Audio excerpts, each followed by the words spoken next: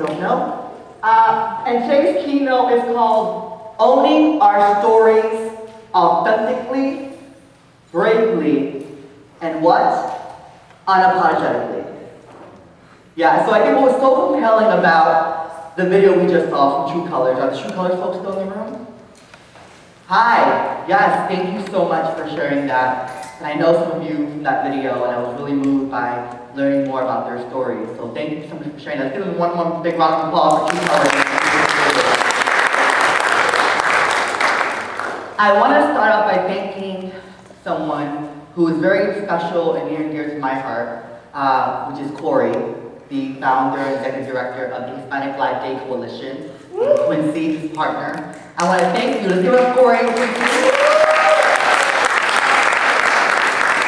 I want to thank them because as a gay Latino growing up in predominantly black and brown space, there was not any organization in my area that really looked at the intersection of what it meant to be black and Latino and queer. And what Corey and Quincy have done and continue to do is really create a bridge where it's not just the umbrella of people of color, but it's really talking about the shared humanity and struggle that black and brown folks face, but also in the way in which we're different and distinct. And I feel like your organization is doing a great job, Corey. So thank you so much. Give one more round of applause for Corey. I also like to thank Bryce and all the youth organizers for putting this amazing conference together. As someone who does event planning, I know it's not easy to do this. So I really am so thankful. And you know, Boston, I'll start with a little story before I can get back to the keynote. I came to this conference for the first time in 2013 when it was held at Harvard. And it was my first time speaking at an Ivy League. Now, I'm the first generation person in my family to go to college.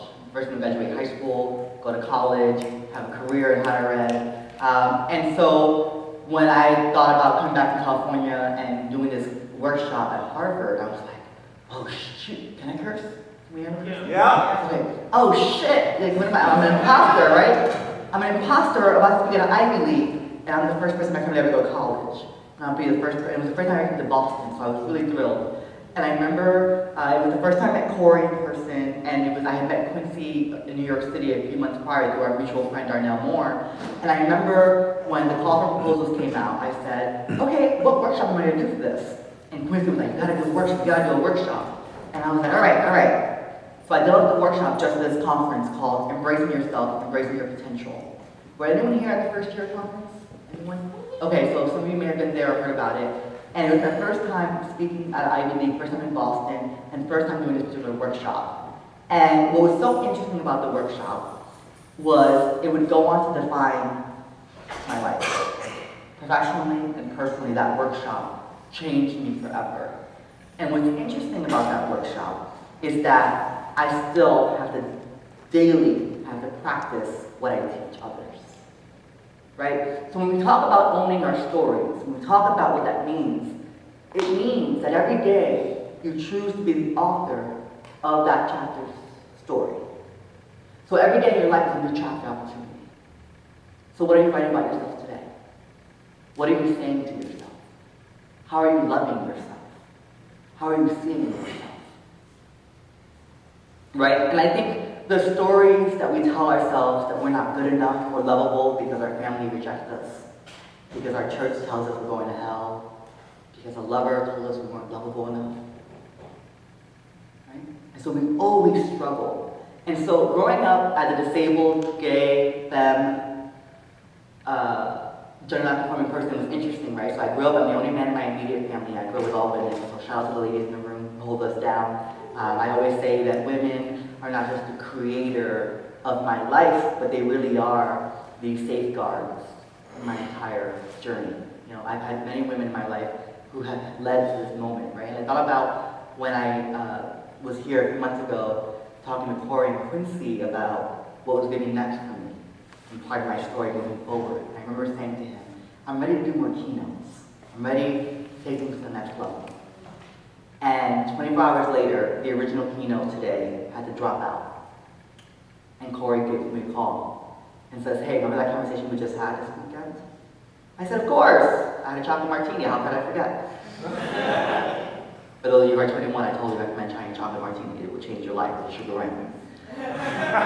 And Corey said, would you do the keynote for Sunday? And I said, are you serious? I thought you already had one book. You know, someone had to drop out. And I said, absolutely. I was like, come to the conference anyways. Why not add another day to this fabulous experience? And so I said to myself, what the hell am I going to tell these people? Right? What am I going to talk about? Because most of you are either in my age group or not far removed. I thought to myself, Mark, what did you need to hear at 17, 16, at 15? As a writer, oh, any writers in the room? Yes, writers! So you know this? You know, growing up, I often told myself that I was the outsider because I was disabled and my disability was apparent. And I was always awkward, socially awkward as hell. I was really awkward. And so I had to figure out, like, what the hell am I going to do, right? So I would write in my journal. At lunch, when no one would sit next to me, I would write in my journal. And I would write about stories about my life. I would write poetry about the girls I liked, because back then I knew I liked girls. I didn't know I was gay. I thought I liked girls, and then I realized I didn't like girls because I thought they were pretty, but I didn't want to be with them. And I was like, oh, God's going to be pretty and not date them. It's great. The journey of realizing that I'm just gay, right? That was my process. And so what was interesting to me was I didn't know that writing was going to be my lifeline. I didn't know that writing every day was going to save me on the daily. For those of you who struggle with your self-worth when it comes to your writing abilities, I want to tell you that if I can improve my writing over time, anyone can. Because I look back at my old writings, I'm like, what the hell was I thinking? And I'm like, middle school days were the worst. Anyone here middle school? Middle school folks? No? Okay, so anyone here hated middle school, or am I the only one that hated middle school? Alright, so you know, it sucked. Like, it was worse than high school for me. And so, writing became this thing in my life. And I told myself I'm going to be a storyteller. So I won my first poetry contest in 3rd grade. And then I would go on to perform poetry all through middle school, and then apply for the performing arts high school in my city, and go as a creative writing major. And so I knew from an early age I was going to be a storyteller. Did I ever imagine that I'd stand on a stage in front of all of you today, telling parts of my story, that I'd be traveling the country, speaking at Ivy Leagues, and doing a TEDx talk? None of that seemed feasible for a Latino from the hood, similar to this region. And I said to myself, wow, like, how did this happen to me? Right? And so what I realized is that it was because I dared to own my story. Now, I wish I could tell you that shit happened overnight. It didn't. Like, it's a constant process, right? And so in 2012, which was the year before I came to the conference, I almost died. And I almost died because, like many people, I struggled to belong. And I thought to myself, I want to be liked by these people who really didn't give two shits about me. And so what can I do to be liked by them? I did what they did. They were using alcohol when we weren't supposed to be drinking. And so I did too much. It was 9 shots of Bacardi, 2 shots of Pinnacle, an entire bottle of white wine, and some other substance I can't talk about in public. And next thing you know, a few hours later, I thought I went to bed, but I was found in a vacant room with vomit everywhere. And the cleaning lady thought I was dead because I barely had a pulse. They rushed me to the hospital, and being a student leader at my college, as you can imagine, this shocked many people. From the president of the university, all the way to like the assistant director and the associate director and directors all over campus who knew me. And my life was forever changed. I no longer was a student leader that everyone admired and respected. I got blacklisted. I disappointed people who gave me an opportunity of a lifetime to go to college. Because I was trying to belong, I was trying to fit in. And I realized the reason why I almost died that day was because I was trying to be perfect. How many of you struggle to be perfect? Yeah, it's a daily struggle. Like Brene Brown says, I'm a recovering perfectionist. And so I tell myself, don't be perfect. It's okay to be imperfect. But like Corey and I have in common, we try to make things perfect because, you know, it's just what we do. And I'm learning that it's okay not to be perfect. And so what was interesting was, so I almost died, and I wake up in the hospital, and I don't know if you ever had a hungover, but just imagine a hungover, a normal one, and then like a 2-ton truck on top of you, and then on top of that, just like having to use the bathroom in 5 seconds. Like, it was the worst. I was like, I gotta pee. Oh, it hurts to move. You know, like, it wasn't cute. And so I go back to campus, and I have to face my school mother, the woman who accepted me into the program, Carmen Ortiz. And I looked at her, and she said, what would I have told your mother had you died on my watch? In that moment, I broke down in tears. And in that moment, my mask broke. The mask of perfectionism, the mask that told me that if I looked this way, if I acted this way, if I said these things, if I did these things, then I would belong.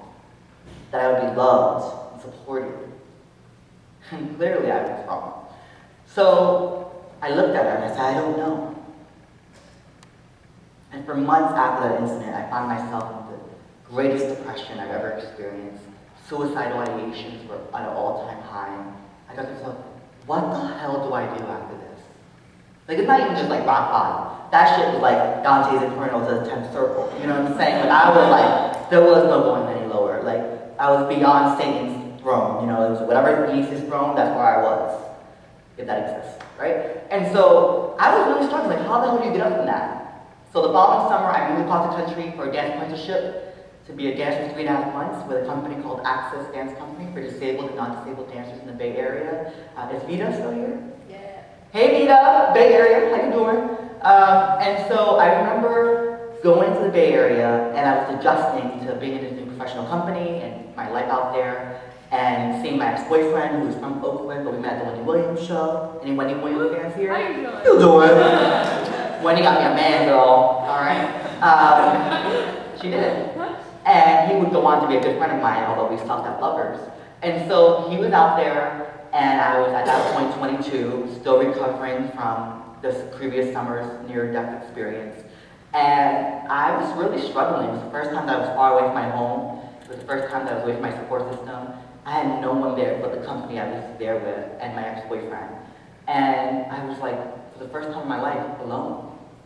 Away from everyone I had to please. Away from everyone that I had to be perfect for. And in that moment, what I realized was that I felt finally free. For the first time in 22 years of my life, I felt free to be myself. So for those of you who are not familiar with the Bay Area, gender expression out there is way different than on the East Coast. You know what I'm saying? Like, it's just out there. Feminism, radicals, queer, radical, activists, like everyone's just like, hey! You know what I'm saying? You're free to be you. And so it was out there that I really embraced an aspect of my story that I had been trying to deny. My feminist, my gender nonconformingness, right? It was in the Bay Area that I discovered the work of Dr. Brene Brown, Brene, B-R-E-N-E, Brown, a white woman from Texas who literally changed my life. And if you would have told me a few years ago that a white woman from Texas would change my life, I would literally think you were silly. So I'm like, what does a white woman from Texas know about my lived experience? What I realized about the work that Dr. Brene Brown was doing about shame and vulnerability and knowing that you were worthy of love and belonging and connection, that you were enough simply because you were alive. So, thanks to Mama O, that's what I call Oprah, she's also my Jesus. Right? Any fans of Oprah here? No? No? Yeah. Mama O? Yes! So, here I am, living in the Bay Area for the first time, free to be myself and really examine my life and who the hell I've been for the last 22 years, right? It was there that we struck down Section 3 of DOMA, right? It was there that Proposition 8 was lifted, like that wasn't constitutional. And so it was a very pivotal time in the gay rights movement, right? And I wrote, and it was around the time that like B. Scott was getting discriminated against by BET for their gender expression. And so I just wrote, you know, after DOMA, I stand a bit taller. I was able to start to reclaim more possibilities of my life. You see, like many of you in this room, you know, I struggled with the fact that I was becoming the kind of man my mother never could imagine having as a son. I was becoming this man that she struggled to love and accept because the moment it came out to her as gay, her dream of me giving her grandchildren and a daughter-in-law died. That's why I would say it's beyond marriage equality. Because now that I can get married, my mother's level of acceptance and reimagining her dream for myself still hadn't really gotten there. So I'm in the Bay Area and I'm feeling really down. And my ex-boyfriend and I got into a huge fight and he made me feel like shit, like most guys do who are assholes. And he's not an asshole anymore, though. I really, really do appreciate him. And so, to clarify that, disclaimer, we're really good friends. And so I am freaking out, and I'm sitting there, and I'm feeling really sick. My body's exhausted from all the dancing I'm doing, and I'm getting injured. So I'm sitting in my bed, feeling really sick, and I am on YouTube, which is what I do when I'm bored. I go on YouTube. And I come across a Super Soul Sunday on Oprah's own network, featuring Brene Brown. And I start watching. And I start watching the next one, and the next one, and the next one. And if anyone here is a journalist or some kind of communication professional, you know you can get like obsessed with like research. And so I started like figuring out who the hell this woman was named Brene from Texas. And so I watched all her videos, all her TEDx talks, and then I came back from California and I realized, oh shit. I nearly died last time with perfectionism. I was trying to be everything to everyone, but never once was I trying to be myself. Never once. Because the mask had layers. So, on one layer of the mask, I was this for my mother. Another layer, I was this for my school. Another layer, I was this for my boyfriend. Another layer, I was this for my friend, my sister, my niece, everyone. And what I realized was the deeper the layers ran, the less of myself I could see in the mirror. So what happens when you can't see yourself? As black and brown queer folks, we don't see ourselves in the media enough. We don't hear our stories. We don't see our rise and our falls. So then we think we're the only one who goes through this. We think that we are alone in our struggle, in our rejection, in our heartbreak, in our loneliness. And what I realized by studying Brene Brown's work and doing my research as an academic and doing this work as an activist and speaker is that the number one thing that connects all of us in this room today, despite our differences and our identities, is the fact that we've all experienced failure. And my failure came to nearly dying trying to be perfect. Let me tell you, that following fall when I came to Harvard for the first time to speak at this conference, I told them what it meant to embrace yourself, embrace your potential. I stood there in front of a room as young people all around the room started to break down in tears. It was the first time that someone said to them, you can be vulnerable. You can talk about your shame and your struggle. Because embracing yourself means learning to love every ounce of your darkness. Now, embracing yourself doesn't mean you're going to like it, but learning to accept that this is who you are, and that who you are is not a mistake. That you will make mistakes, but who you are is not a mistake. Do you understand what I'm saying? That you will make mistakes, but who you are is not a mistake. Right? And then embracing your potential. Let me tell you, my career, I've had the most amazing 2 weeks of my life. And I'll tell you why. Not only did I get to meet Brene Brown, the white woman from Texas, last week in DC, and she called me backstage to get a selfie with her. Right? Not only did I just secure a full-time job in my field in New York City, my dream job, with a steady salary, which is for black and brown folks who are gender non-conforming, getting a salary job and having job security is really difficult, so I don't disregard my privilege, right? Not only am I going to be on billboards in LA and New York City and Miami for a Latin Heritage Celebration campaign from the AIDS Healthcare Foundation, right? I am literally having a moment in my life that I could have never, ever imagined. And it all started because of this conference. It all started because Corey and Quincy and the selection committee that year saw my workshop and said, this person's worth bringing. So when I think about Corey and Quincy, when I think about what it means to be a black man or a brown man in this community and opening the door open so that others who are less privileged and others who are more marginalized can walk through, those are the kind of heroes I admire the most. So yes, I live for Laverne Cox and Janet Mock, some of the amazing other people who do this work on the mainstream media level. But what I admire the most, people like Corey, who do it in the communities every day and do so without praise. Because what Corey and Quinn didn't realize was that they met me at a time in my life when I was nervous to share my story. That I thought I wasn't worthy of telling my story. So the idea of coming to Harvard as a first-generation college student to tell part of my story seemed like ludicrous to me. I was like, I'm tripping. Who the hell do I think I am? Because God forbid that a black and brown person actually claims space. Right? That a gender non-conforming and a disabled and a femme person can claim space. So I stood in that Ivy League classroom with these very privileged people of color, these very privileged white folks, and I said, it's okay to fail. It's okay to be hurt, to be sad. What I realized in that moment, that workshop would go on to define my life in such a special way that I have a love-hate relationship with it. Because now these people who ask me to do it, I'm like, oh, this workshop makes me cry every time. Not while I'm doing it, but right after. Right after.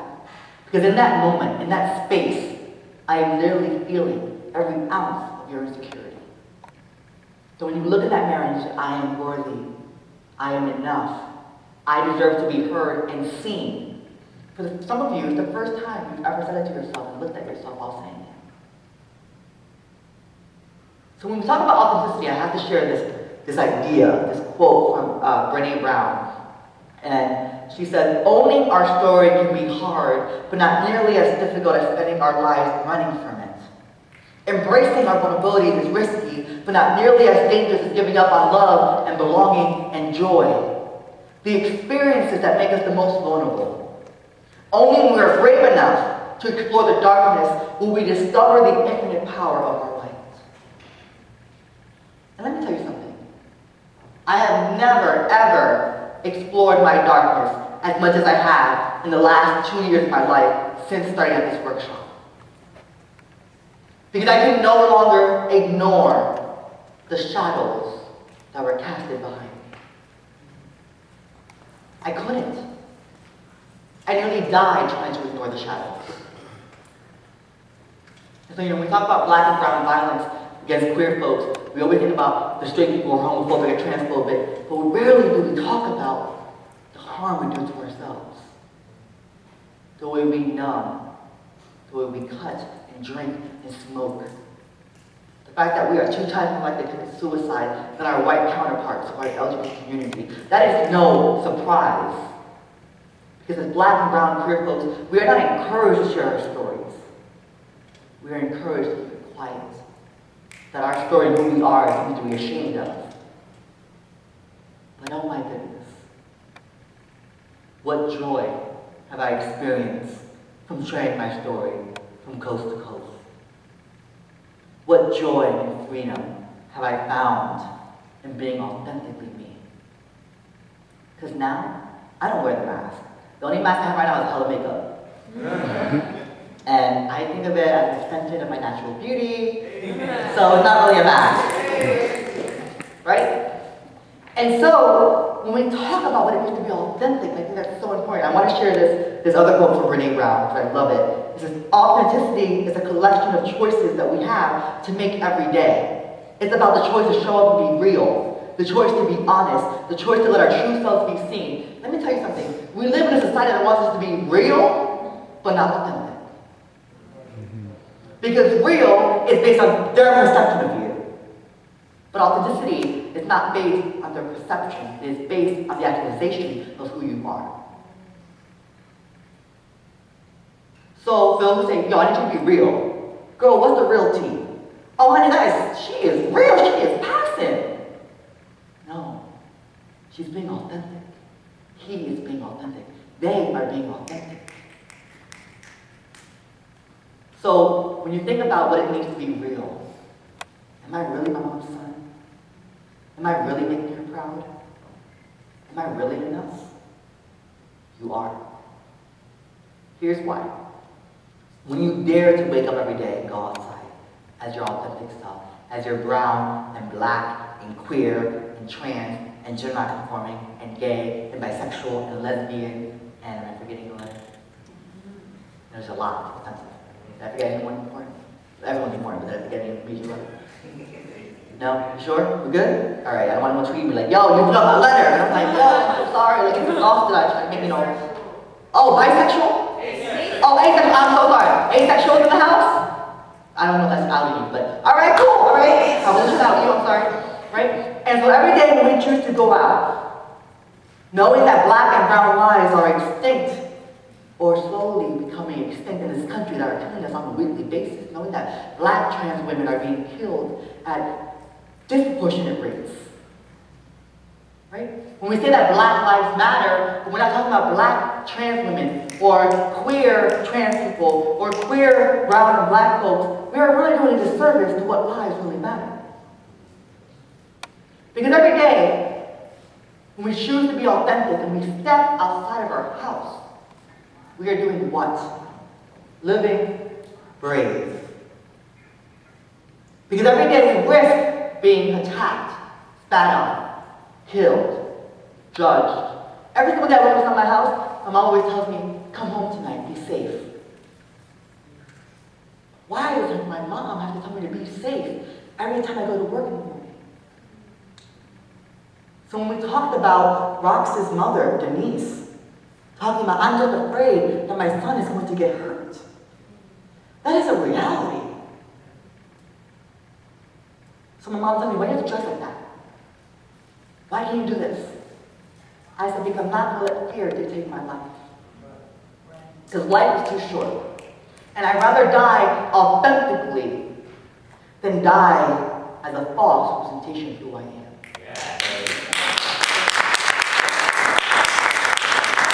So that if I were to ever die prematurely or at the hands of a damn ignorant motherfucker, that I would die looking fabulous with my makeup.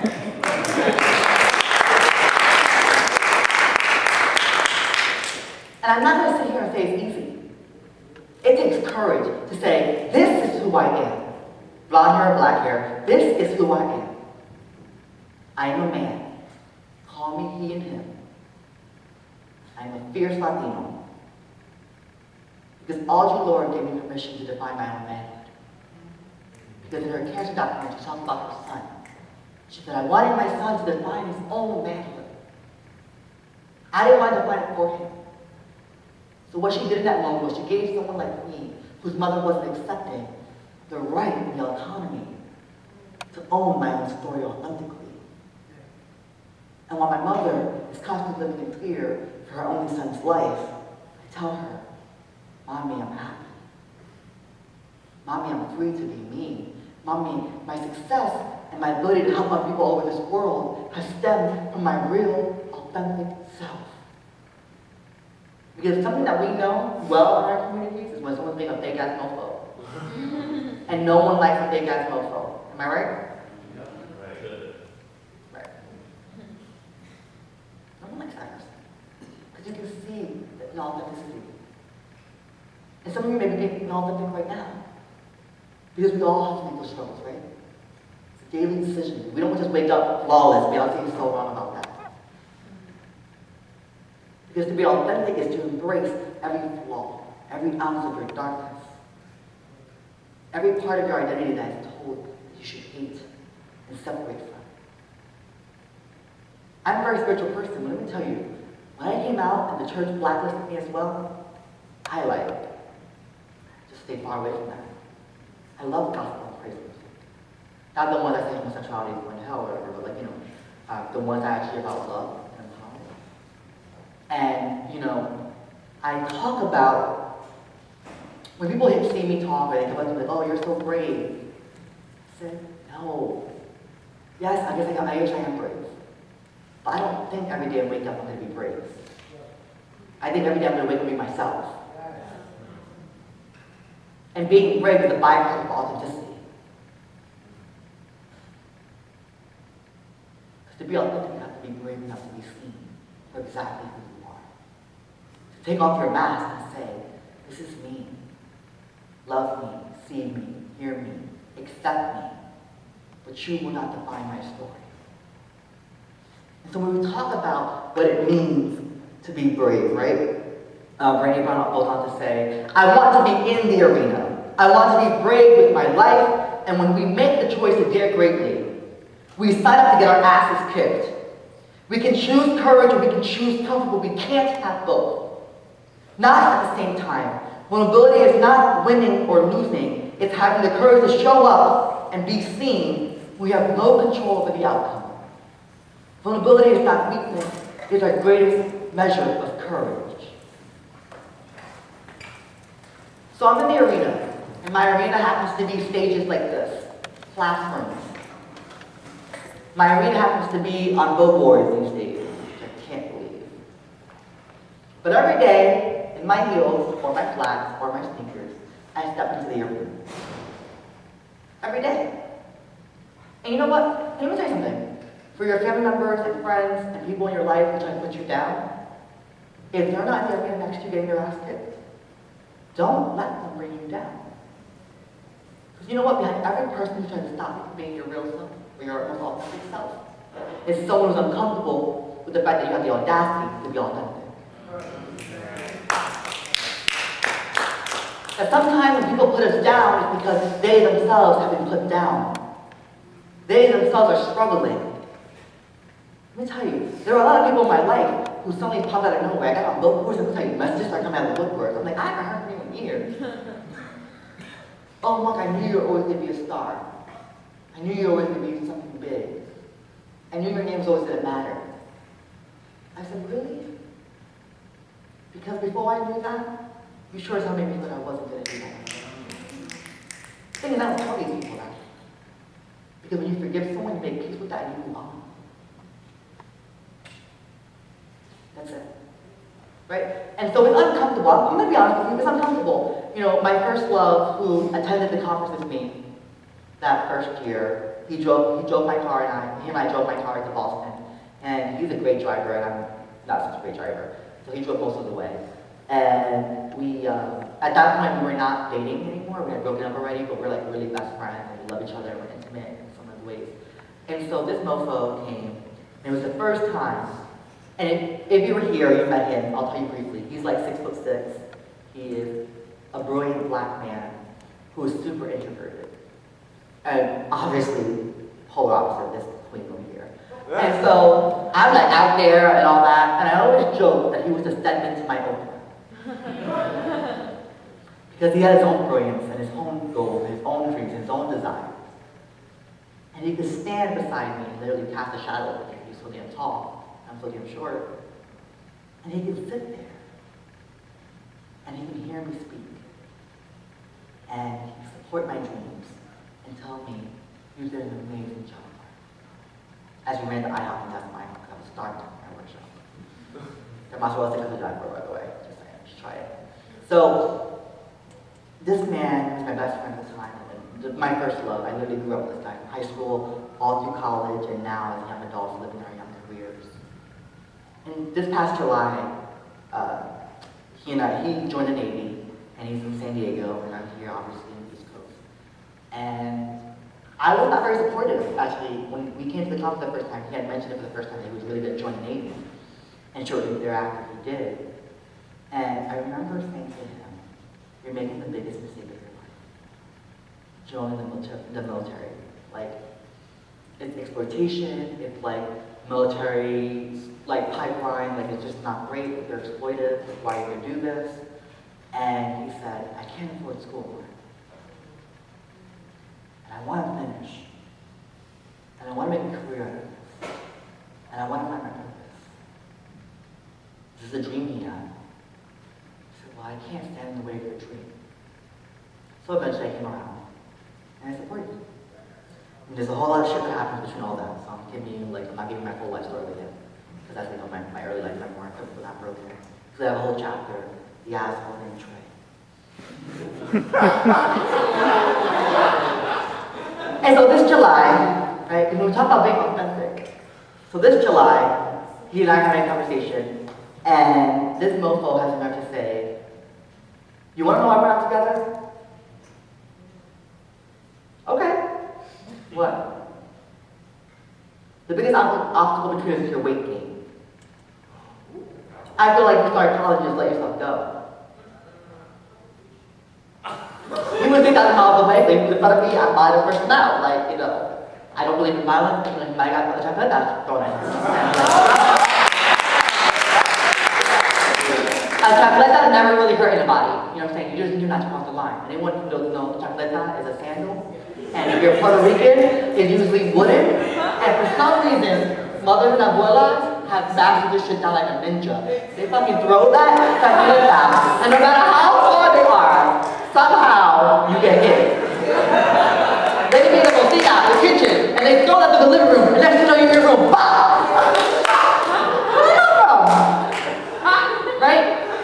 And that totally happens. But he was 3,000 miles away, so I couldn't go and check his ass.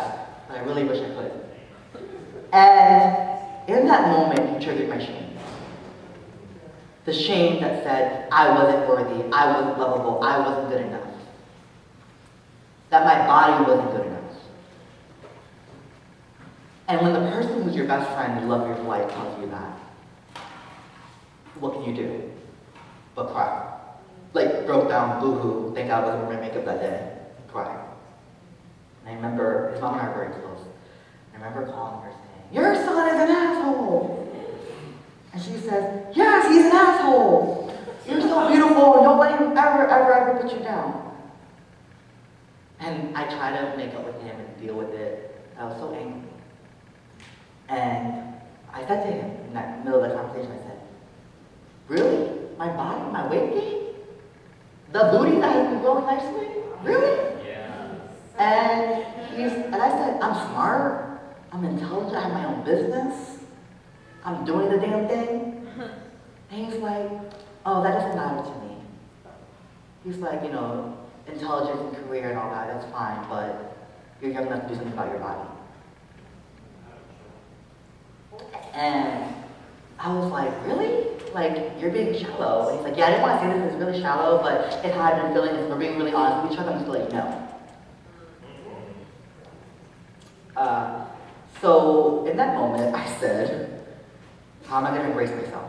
All right, I'm gonna embrace myself by saying this guy's an asshole.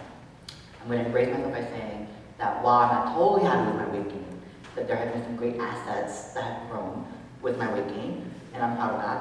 And they really embrace this moment in my life, because weight fluctuates, right? In our lives, things fluctuate, but someone's love for us should never fluctuate. And that doesn't mean that love should not have boundaries, because I think it should, because love is not shaming our bodies. Love is not violent and abusive. Love is not putting me down. I'm simply trying to stand up and get into the arena. Love is not saying, despite how great you are, I'm going to put you down because I feel down. That's not love. And I also said this the first time I went to this talk. I said, you know, that BS one that says you have to love yourself before you can love someone else. Let me tell you this now. I'm going to say this on the record. It's going on YouTube. I don't care. I am going to change my mind in the future though, because things fluctuate. But to say that we must love ourselves first before we can love someone else is complete bullshit. I said it in 2013, and I still believe it to be true today. The reason why it's easier to love someone else than it is to love ourselves is because we don't know all our darkness. But with ourselves, we know ourselves too well. We know about things we've done that we're not proud about. Sometimes what we've done that we're not proud about, we're ashamed of.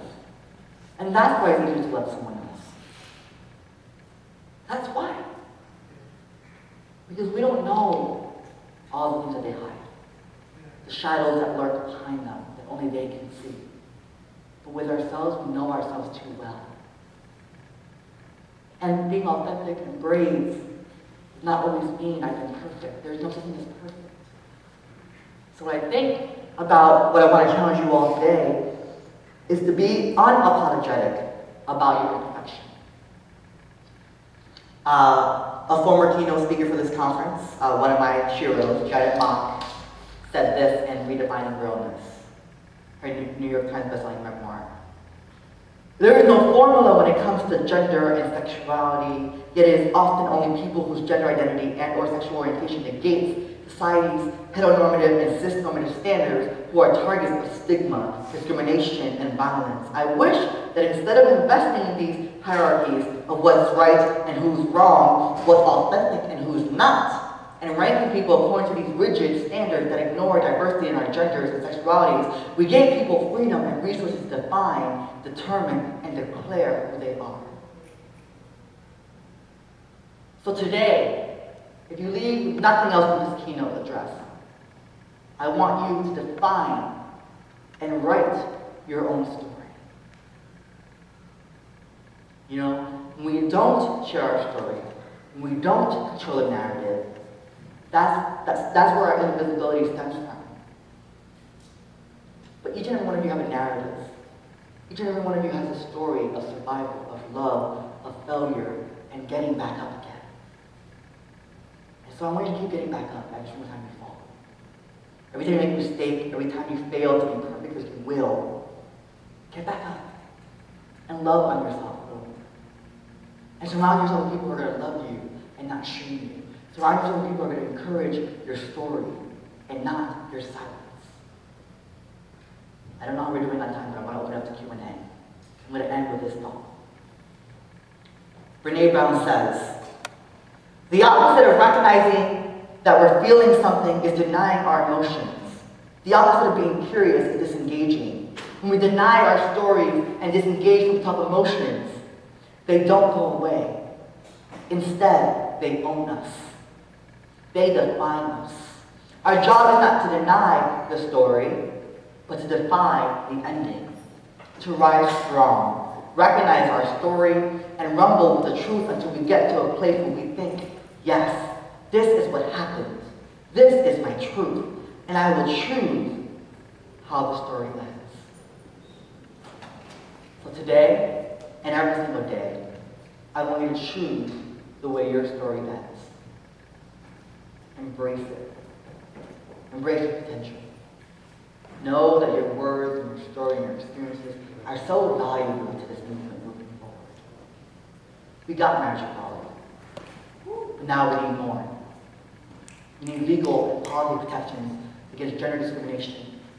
We need to protect our trans brothers and sisters and siblings.